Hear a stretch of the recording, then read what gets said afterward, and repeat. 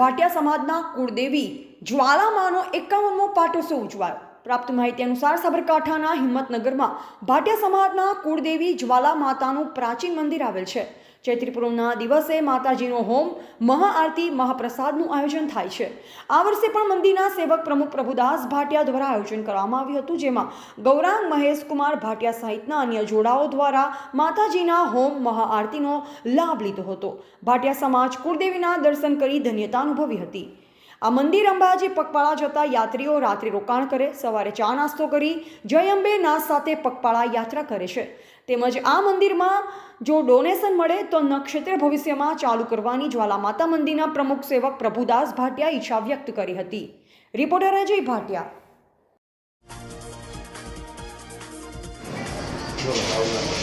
મારું નામ પ્રભુદાસ મગનલાલ ભાટિયા।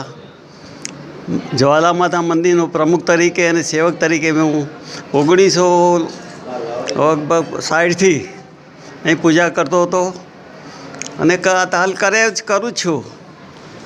મોડાસા પીએચસીમાં પણ આરોગ્ય કેન્દ્રમાં 19 વર્ષ મોડાસા પીએચસીમાં પણ લેબ ટેકનિશિયન તરીકે સેવા આપી હતી। આ સ્ટેટ વખતનું મંદિર છે। મારા બાપુજી હતા મગનલાલ નાથાલાલ જમાદાર, સ્ટેટ વખતે જમાદાર હતા।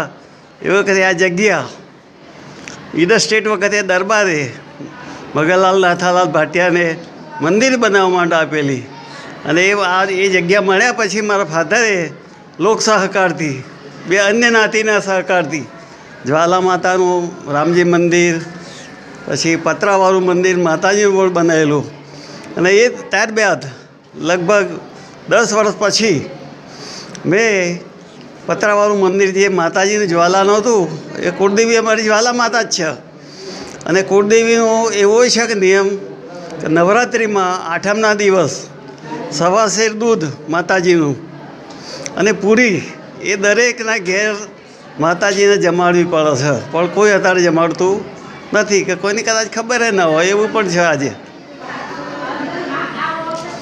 અને આનો વિકાસ થાય। આજે 51 પાટોત્સવ છે જ્વાલા માતાનો અને ભાટિયા સમાજ તરફથી સાથ સહકાર પણ મળે છે। એમાં અન્ય લોકો તરફથી પણ, હોદ્દેદારો તરફથી પણ સાથ સહકાર, બીજી બધી મદદ મળે છે।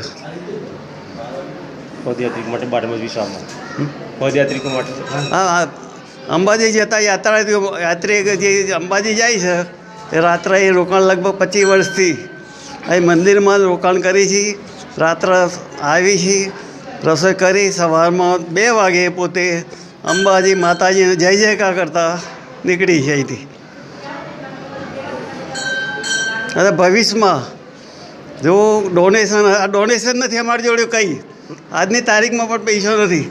જો ડોનેશન મળે તો અન્નક્ષેત્ર ચાલુ કરવાનું, ગમે તે નાતનો હોય, અહીં રવિવારે કે શનિવારે કે સોમવારે અહીં મફત અન્નક્ષેત્ર ચલાવવાની પણ મારી ભાવના છે।